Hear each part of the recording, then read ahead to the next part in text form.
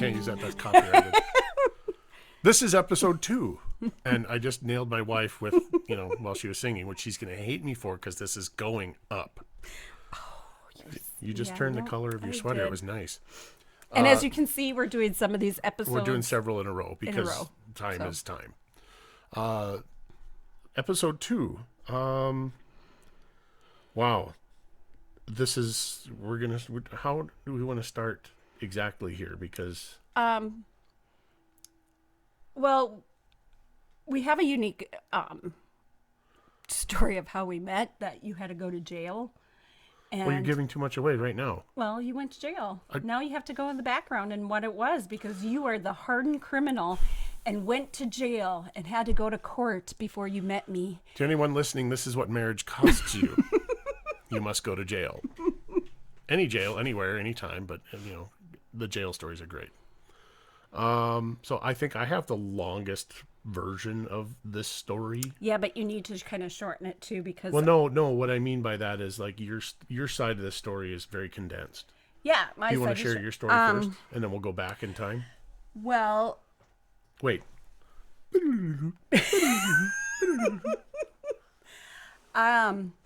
We met in a small town where I was... It's 1995. 1995. We don't even have to go back to 1995 for my part. Oh, okay. It's 1997. 1997. Wow, that's so long ago. As my kids would say, in the 1900s. Mm-hmm. So I was in, emotionally not in a good place, and I had decided to go. And she was in college. Well, I was getting ready to do my student teaching. And so But I still in traveled. college. I traveled back to the town where I had gone to college and visited some friends in our little house that we had rented for a while. That at this point in time, a mutual friend of ours had. He took my lease. What is that called? He subletted? Yeah, he subletted to finish out my lease so I could go home for the summer. And he was always, from the time that I met him when I first attended college, he was always saying, there's this guy you need to meet. You need to meet Scott. But he would never introduce us. So I actually, for a while, thought maybe he was pulling my leg, and that he didn't exist or whatever. Are we going to change names to protect the guilty and the innocent? Well, yes. Okay. I don't know what I was just, this mutual friend. That's what his name is. So we'll mutual friend is his name. Yep. Right. And I was in the mental state that I was in, that all guys were jerks. That's basically where I was at. We are. So then go back to you around the same couple weeks before we met is where you were. Well, now I need to go way back. It's back to 1995. Yeah. It was a Tuesday. I was hungry because it was my lunch break. So I went next door to McDonald's and I wrote out a check for my McDonald's meal deal, which was, I believe, was the number 1 at the time. And just to make you all aware of how old I really am, the Big Mac meal deal with large fries and large drink was $3.27 with tax. So I wrote out my check, I ate my meal, and I went back to work. That was 1995. Now, go forward to, we decided it was 1997, right? Yes. Summer of 1997, I was working on a road crew, doing road repairs, and I was driving dump truck for the company. There was an odd situation with the speed signage and where we were entering the roadway and exiting the roadway, and we didn't understand what the speed limit was. And it was just a comedy of errors. It was one of those things that any single chain link broken in this story and it would have never happened. So I got pulled over for doing 45 at a 30 in a dump truck in a resort area. There it is, resort area. So the officer comes and talks to me, and I give him my license and the insurance for the trucking company and all that stuff. And of course, he runs me for wants and warrants, and he's not talking to me anymore. He's just sitting in his car, and time goes on.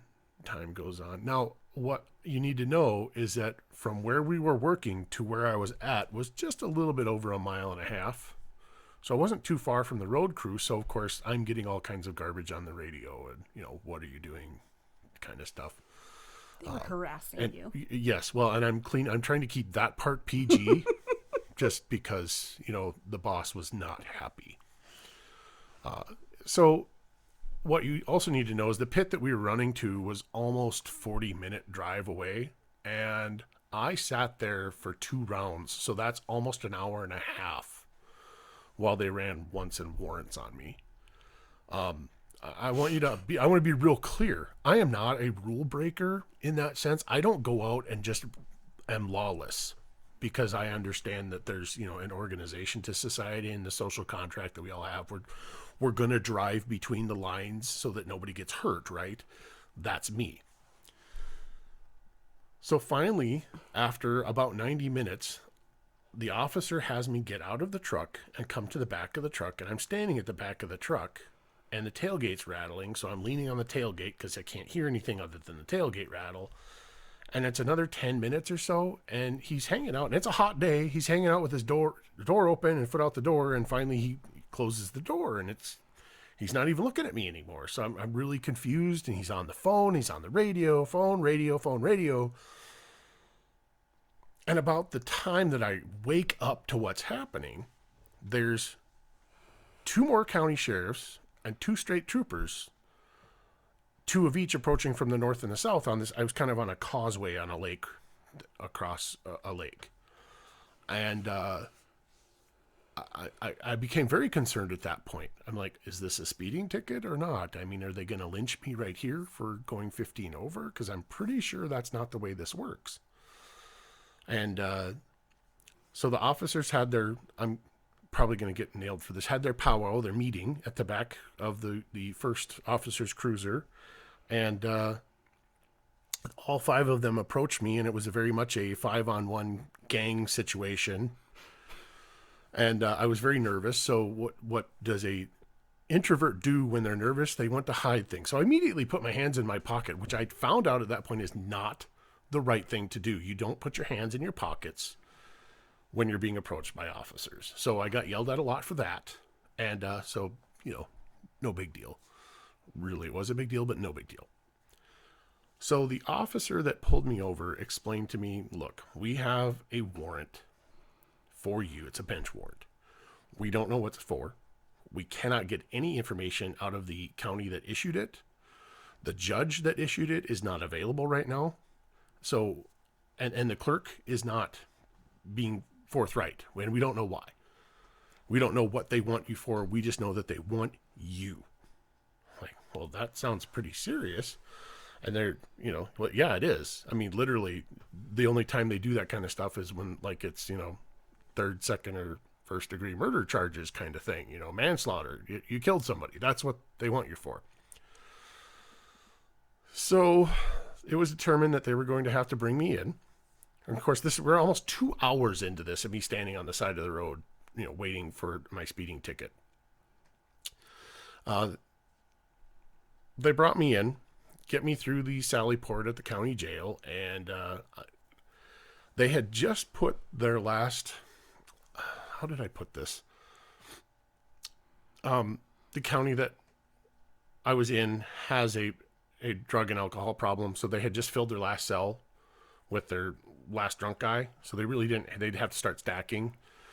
And they had determined in the conversation they had with me between where they picked me up in the jail, that they really didn't want to put me in with anybody because I was too nice. So, story of your life. Story of my life.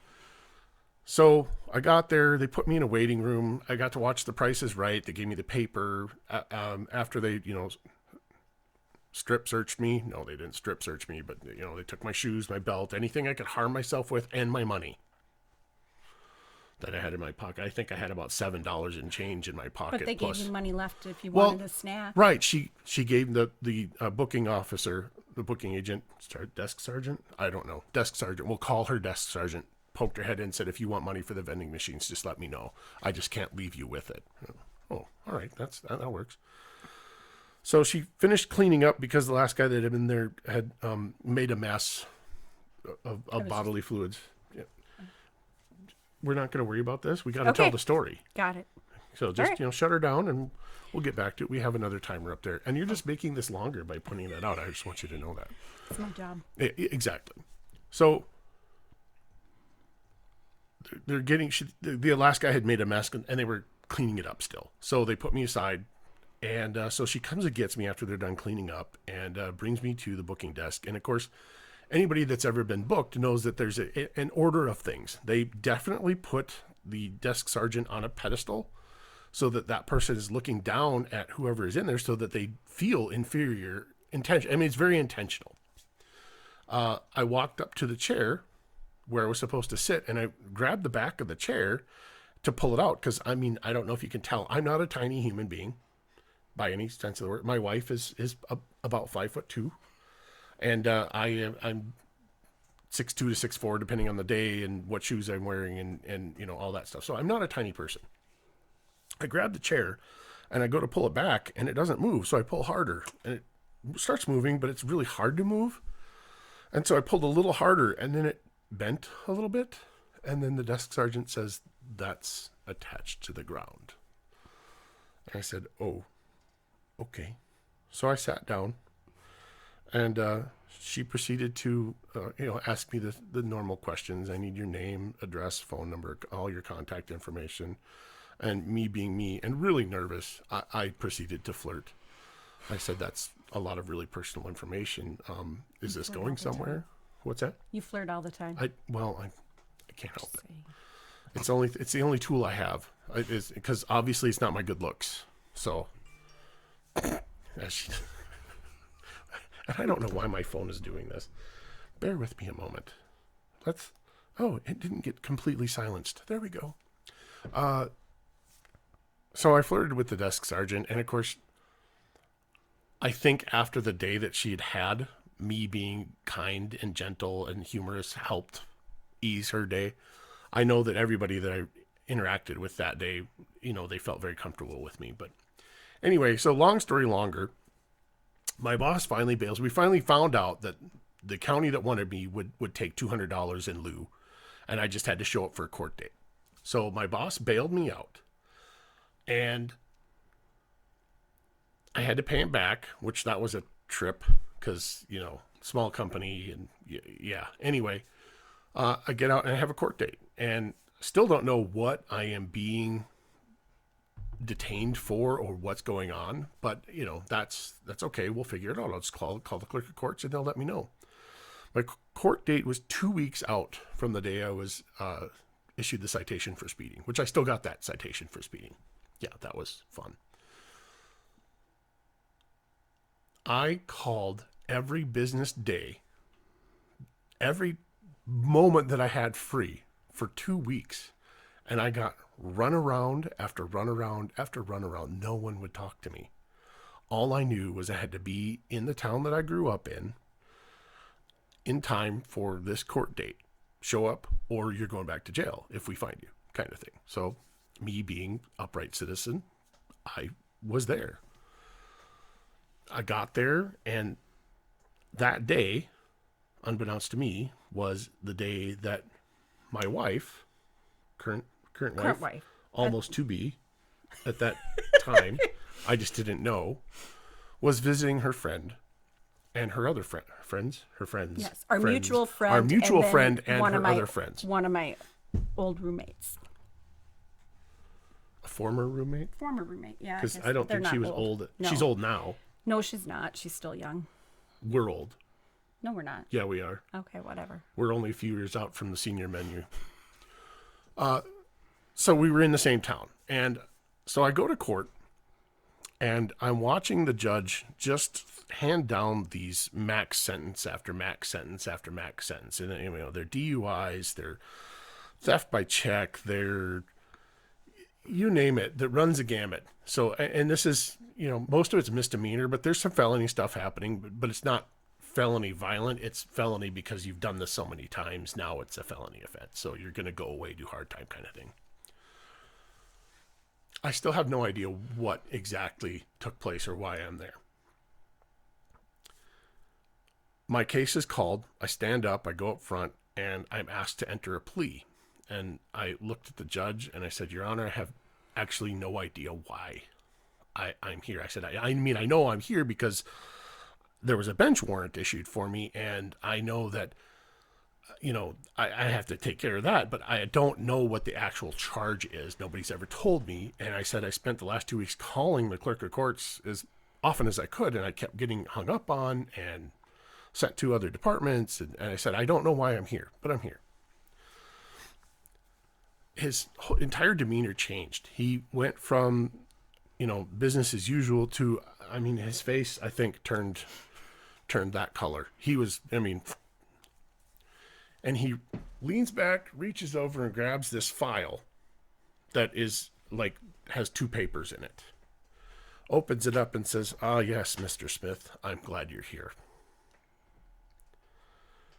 I'm pretty sure all of the color drained from my face, and I know I started shaking because I have no idea what I'm being accused of or why I'm here or what I supposedly ran from, because nobody's ever my only contact with law enforcement was with commercial vehicle enforcement, pulling into scales and taking care of that stuff. That was it. That's the only time. So he says, first of all, we need to have a chat. And I thought he was talking to me, but he was talking to the assistant DA. And the assistant DA went from, normal sized to munchkin sized in about 3 seconds. And he proceeded to lay into that person and tell them that this case should have never crossed his desk. The bank never documented that the check. But they don't know it's a check yet. You haven't said that. Oh, right. We have to back up. I'm going to have to edit that. So Scott, edit that out. So the bailiff brings me this envelope that labeled evidence, and it has a couple pieces of paper in it photocopied from something, and a check that I wrote out to McDonald's on a Tuesday for $3.27. And in that documentation is an NSF stamp from the bank and other things. Also in that is requests. Now, I didn't review all of it because I had no idea what I was looking at the time. But I know that's my check. I know I wrote it out. I actually remember writing that check out. Why I remember that particular check? Well, I don't know. Because it led you to me. Well, we're getting there. So I'm looking at this check, and I'm like, is this? He says, yeah, you're here for misdemeanor theft by check. And I'm like, well, I can't deny that I wrote it because I did. I said, I was pretty sure there was money in there, but the only thing that I can think of offhand is that at that time, I was getting paid to an account that was out of an account that was in the same branch of the bank that I was working from. And they were holding my deposits for 10 business days because they could. Not because they had to, but because they could. So I thought I had money in there, and I didn't, because they were holding my paycheck for 2 weeks, basically. They were holding it hostage. So I missed I screwed up about 10 checks, and I thought I got all of them, and I guess I didn't get this one. But in the documentation, there's no documentation that the bank notified me of this. There's no documentation that McDonald's notified me of this. There's no documentation that anybody at the DA's office ever bothered to make a phone call, find my address. I moved 3 times and changed my address with the post office. It's not like I was hiding. But this check sat on somebody's desk for 3 years? 2.5, 3 years? Yeah, 2.5, 3 years. And, no, it wasn't worth anybody's time. No collections, nothing. Yeah. So, it got sent to the collection agency, but they just sent it back to the DA. They weren't going to mess with it. The whole thing, none of this is normal. Who does this? So, I tell the judge, well, I guess I'll plead guilty because it's my check. I wrote it. I remember writing it. I didn't know I missed it. And the judge, as much as somebody can explode in a courtroom from behind the bench, exploded. He said, that's absolutely unacceptable. And of course, I went even sheeter white. I mean, I was, and I just stood there and he said, no, that's there's no reason that this should have ever been in my courtroom. And he laid into the assistant DA and explained that, look, he moved 3 times and changed his address. Nobody did anything. And here this guy is doing the right thing, standing up, saying, yeah, I did that. That was me. Oops. How do I make this right? And now because he's done that, not only does he have to make restitution, but because of the way the court system works, and because you wouldn't talk to him on the phone, he's got to pay all this extra stuff that we could have just taken care of this over the phone. So, yeah, the judge said, well, you owe restitution in the amount of $3.27, and because you pled guilty, you have to pay $90 in court costs. Had you pled not guilty, I'd have let you walk. And, no big deal.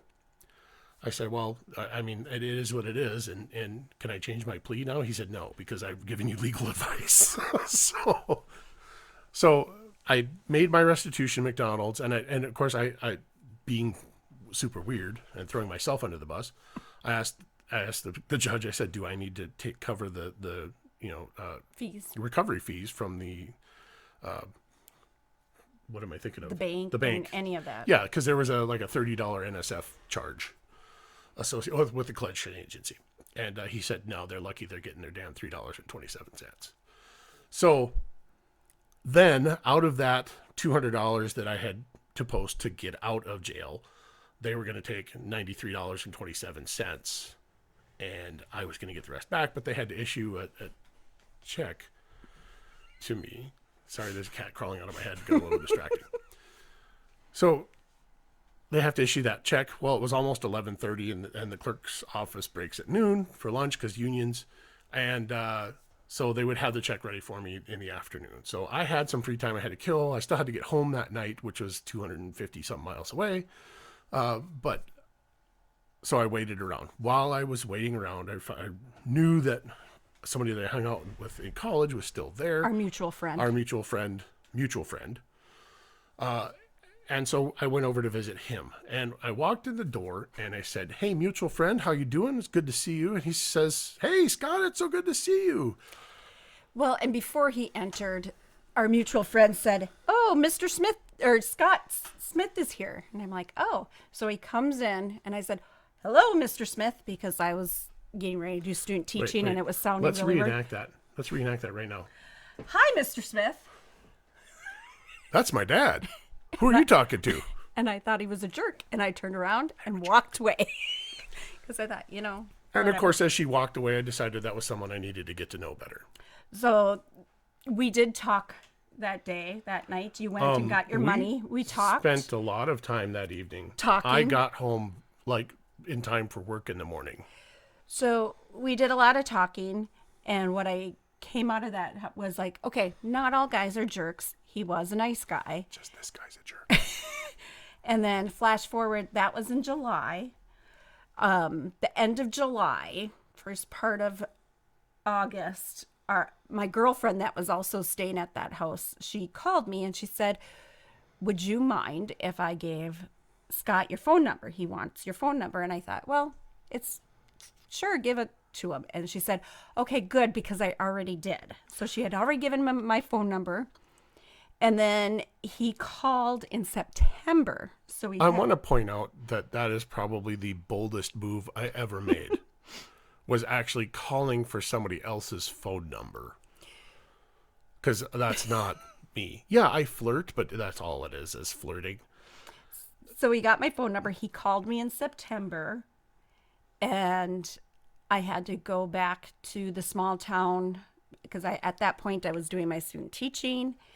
And I had to go we had a meeting, one of our classes, to talk about how it was going and all that. So I was back up in that small town. And that is where we decided to have our first date, kind of on neutral territory, not in my Oh, town. it wasn't neutral, but she didn't know that. Well, I kind of did, but it was in a town that both of us had previously lived in. He might have lived there longer than I had. So we went out, Can and we call it going out? well, it was kind of with the group. Well, A it bunch definitely of wasn't. people. I dated everyone that night because I paid for dinner. So Yeah, here I thought we were going out to dinner and just the two of us, but it ended up being all of our mutual friends that we have had for several years, but in that time we had never met. I don't know how that happened. There was times where we figured in the past that we just kind of, I left a place and he came, or he left. I used to and walk had by came. her dorm all the time and hear the hideous cackling and just no, I don't ever want to be around those people. So we figured out that there was lots of times that we kind of crossed but not really met. So that was in October. Then he proceeded to come and visit me in my hometown a few times. And we talked on the phone a lot because at that time then he was driving truck over the road. Right. So a lot of our The dating, the first 6 months of our relationship was all communication over the phone. pretty much we did- saw each other, I think, 3 times from 3 the or 4 first time we went on a date until December, whatever it was, Christmas. yes. And at I think we Christmas saw each other 3 times total. So when we met once at Thanksgiving and then, you came at my birthday, Thanksgiving, and then Christmas. yeah, so 4 times. Yep, 4 4 times. times. Yep, came. And in that time, I mean, once you're on the phone, you can only talk, small talk for so long. You actually have to get in depth and get to know a person when you're on the phone and different things. So in that time, on December 26th of 2000, No. nope, 1997. 1997. We'll get We're it old. right. He asked me to marry him, and that was okay. So we were talking about weddings, and I'm a coward. he I'll just say that right now. he asked, this is his proposal. We were talking about weddings, and I said, oh, I always pictured myself getting married in the winter, kind of around Christmas time. Now, grant this is December 26th, and he said, well, how about next Christmas? And I said, why are you asking? And he said, well, that depends on what your answer would be. And my answer, I said, would be yes. And then he responded, the next thing we know, we were getting married. Let's make a date. That I never So- really asked. I just alluded to it. Until you bought me the actual ring, and then he actually did an official Right. asking. Official private ceremony. So we were married December 19th of 1998. And as our youngest will point out, one day before he was born. 2 Or days. 2 days before he was, 2 days after he was born. After he was born. I'll But get he it was right. born in Time is not my thing. 2004.